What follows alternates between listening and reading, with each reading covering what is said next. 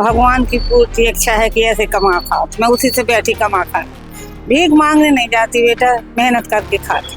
बस पेंशन है ताऊ की मेरी बन जाए तो सही।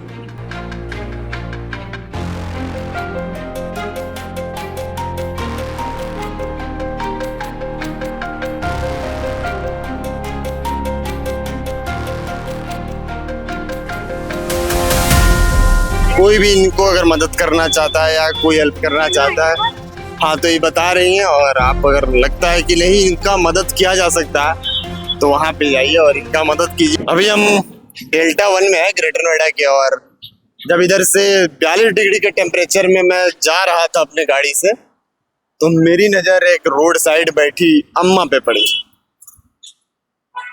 मैं तो देख के थोड़ी देर के लिए बैठ गया कि जानने की कोशिश कर रहा हूँ कि आखिर में 70 साल की उम्र में अम्मा रोड पे बैठी क्यों है। बाकी नमस्कार स्वीकार करिएगा। मैं पहले नमस्कार इसलिए नहीं कहा क्योंकि मुझे समझ में नहीं आ रहा है कि 70 साल की उम्र में भी कोई घर से बाहर और रोड साइड बैठ के अपनी जिंदगी को जीने के लिए कुछ काम कर रहा है। आपको रोड पे ऐसे 40, 20, 30 साल के लोग मिल जाएंगे जो भीख मांगते हुए वो पैर हाथ सब चीज से निपुण होंगे, लेकिन उनको मेहनत नहीं करना है, उनको भीख मांगना है। पूरे दिन हाथ फैलाएंगे, 2-4, 10 रुपया मांगते मांगते 300-400 हो जाएगा, दिनचर्या निकल जाएगी। लेकिन मेरी नजर पड़ी तो मैं सोच में पड़ गया कि भाई अम्मा के जज्बे को सलाम है कि अम्मा इस उम्र में भी बैठी हैं रोड पे और 2 पैसा मेहनत करके कमाना चाहती हैं। कितना उम्र हुआ अम्मा? हमारी बेटा 70 से थोड़ी साल खाना अगर कम हुए तो है। कहाँ की रहने वाली? महुआ जिला के है बेटा। तो इतनी उम्र में है महुआ जिला। यूपी में ही है, तो इतना उम्र में यहाँ पे बैठ के काम कर रही है, मतलब हमको समझ में नहीं आ रहा।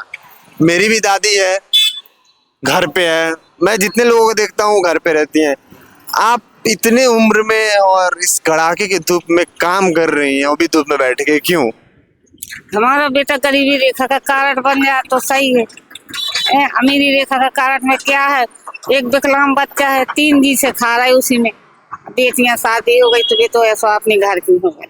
हाँ तो बेटा कम से कम कुछ पेंशन की मदद तो मिलनी चाहिए हमको। आपका अभी तक वृद्धा पेंशन का कार्ड नहीं बना है? कार्ड नहीं बना जी, बना है मगर आई नहीं है अभी तक आई नहीं है आपके पास? ताऊ का तो बन गया कम से कम 3-4 साल पहले, फार्म डर गया और हर दफे चेक कराने जाते तब भी नहीं मिलती पेंशन। तो कार्ड बन चुका है लेकिन पेंशन आता नहीं आ रही हमारी। हम तो समाज कल्याण भी घूमे आए, पता नहीं क्या। राशन का कार्ड भी नहीं बना? राशन कार्ड बना है मगर हाँ बना। राशन मिलता है? हाँ राशन मिलता है। राशन? हाँ। वृद्धा पेंशन नहीं मिलता? वृद्धा पेंशन नहीं मिलती जी, दोनों को नहीं मिलती। नमी है। अच्छा अम्मा, पूरे दिन में आप यहाँ पे कितने देर तक बैठी रहती हैं? कब से कब तक बैठते हैं बेटा? 6 बजे से 6 बजे 7 बजे शाम तक। 6 बजे सुबह से शाम को 7 बजे तक, मतलब लगभग 13-12 घंटे। हाँ बस इतनी टाइम बैठती। और कितना का कमाई हो जाता है? कितना का सामान बेटा 2-250-300 रुपया बन जाते। 200-300 मुनाफा? हाँ। 300 रुपये मुनाफा बनता है हाँ। 13 घंटे में? इसमें किराया देते, इसमें बच्चा। किराया कितना देती हैं आप? किराया देते हैं 3-3.5 हजार, 3 हजार के करीब तो देते, 2,500 देते हैं। उसमें लाइट है तो 500, बिजली बिल ये सब। बिजली बिल सब।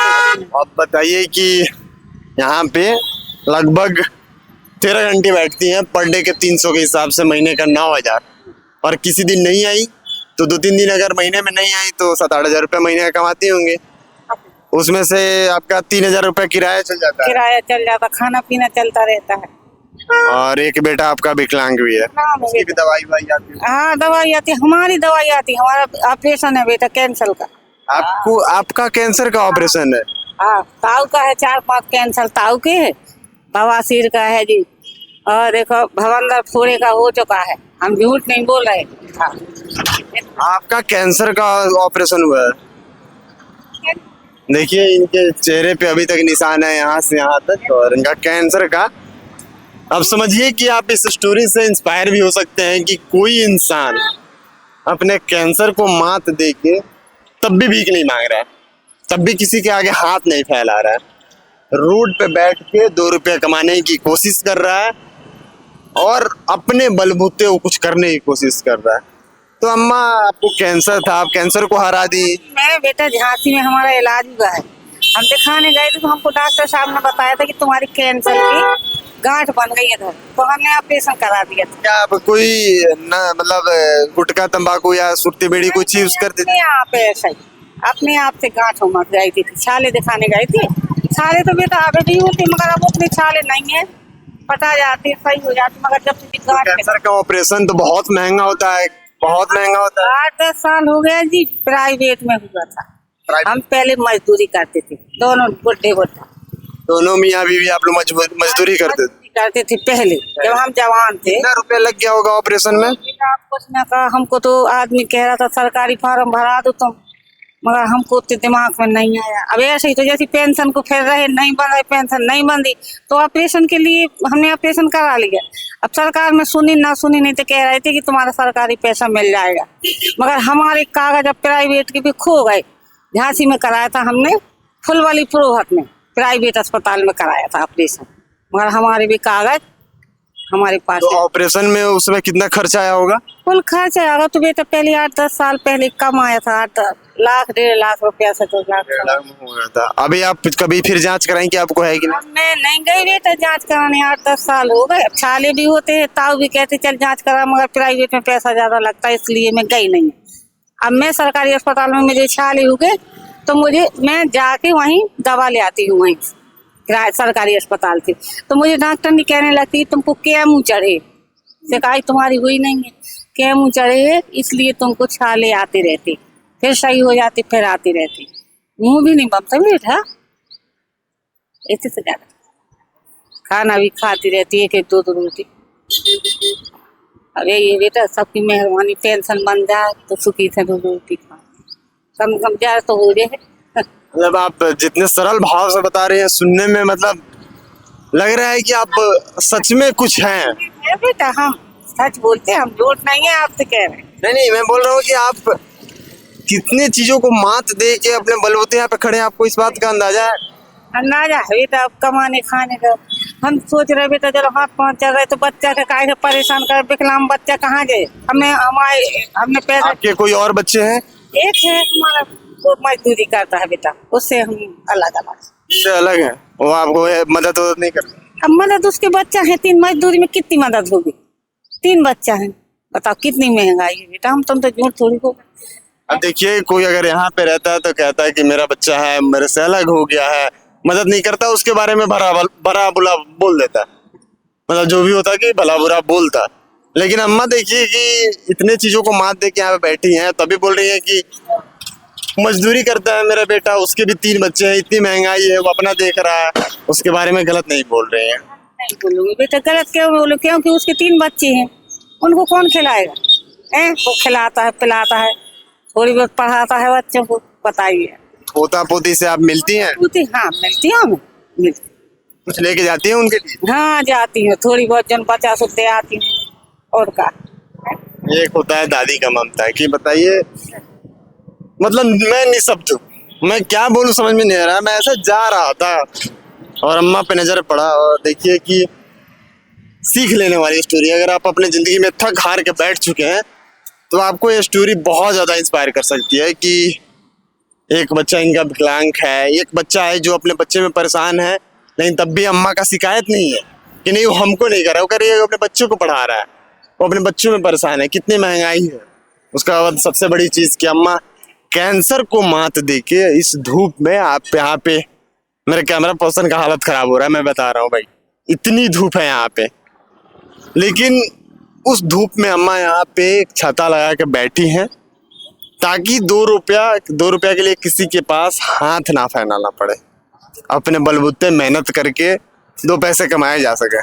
सब ऊपर वाले की मेहरबानी है बेटा, भगवान की पूरी इच्छा है कि ऐसे कमा खाओ, तो मैं उसी से बैठी कमा खा, भीख मांगने नहीं जाती बेटा, मेहनत करके खाती। बस पेंशन है ताऊ की मेरी 15,000 तो सही। ताऊ की हम बता दिए कि 4-5 साल हो हमारे ताऊ की पेंशन नहीं मिल रही। क्या नाम है आपका और आपके ताऊ का, और कहाँ से आप पेंशन का अप्लाई की थी, सारा चीज बताइए आप। पेंशन के बेटा हम भूल हो रही हमें, अब हम बताएंगे, देखो कहाँ समाज कल्याण से हमने फार्म डाला था। समाज कल्याण है महोबा में, है आपको पता? हाँ। वहीं डाला था, कुंवरलाल नाम से। आपका नाम क्या हुआ? हमारा नाम है बती। आप सारी चीज को बताइए, आपका नाम क्या हुआ, आप कहाँ रहती हैं अभी? अगर कोई भी इनको अगर मदद करना चाहता है या कोई हेल्प करना चाहता है, हाँ तो ये बता रही हैं। और आप अगर लगता है कि नहीं इनका मदद किया जा सकता है तो वहाँ पे जाइए और इनका मदद कीजिए, ऐसे ऐसे लोगों का मदद कीजिए ताकि ऐसे ऐसे लोग और आगे आ सकें और अपने बलबूते कुछ करने की कोशिश कर सके। हमारा बती नाम है बेटा। कहाँ यहाँ पे कहाँ रहते हैं? यहाँ पे हम जी ब्लॉक में रहते हैं। रूम नंबर हमारी जानकारी में नहीं है, जी ब्लॉक में है हम बेटा। ये अल्फा यहाँ पे ग्रेटर नोएडा के डेल्टा सेकंड में जी ब्लॉक में रहती हैं। अगर आपको लगता है कि नहीं ऐसे लोगों का मदद करना चाहिए ताकि समाज में एक अच्छा संदेश जाए, क्योंकि अम्मा से आधे उम्र के लोग मेहनत नहीं करते और सारे चीज़ों से निपुण होते हैं, भीख मांगते हैं। तो एक अच्छा मैसेज है और ऐसे ऐसे लोगों का मदद करना चाहिए। बाकी ये हमारी वीडियो कैसी लगी आप कमेंट बॉक्स में बताइएगा। और अम्मा के जज्बे को सलाम है कि कैंसर को मात देने के बाद यहाँ पे बैठी हैं और अपना जीवन यापन इस एक छोटे से दुकान से चला रहे हैं। बाकी आप अपना राय कमेंट बॉक्स में जरूर बताइएगा। तब तक के लिए धन्यवाद। जय हिंद, जय भारत।